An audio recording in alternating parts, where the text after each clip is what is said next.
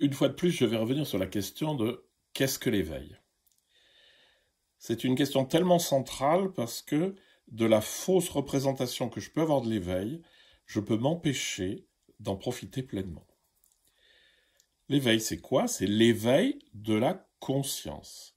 En moi habite une conscience humaine, limitée, fragile, qui circule, mais elle est appelée à prendre de plus en plus de place, à s'apaiser, à être de moins en moins agitée, pour arriver à cette grande conscience du fond que les mystiques ont souvent identifiée à Dieu. Donc l'éveil, c'est l'éveil de la conscience.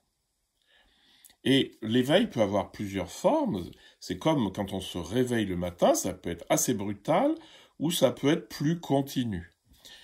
Je ferai dans la vidéo suivante ce que n'est pas l'éveil, parce que les fausses représentations de l'éveil nous empêchent d'y accéder.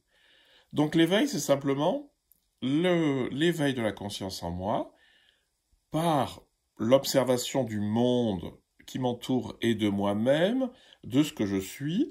Ma conscience s'élargit en prenant tous ces objets à l'intérieur d'elle-même. En prenant ces objets, ça s'élargit de plus en plus. Thérèse d'Avila va le dire, hein, c'est comme un réservoir qui s'élargirait au fur et à mesure que l'autre vient dedans.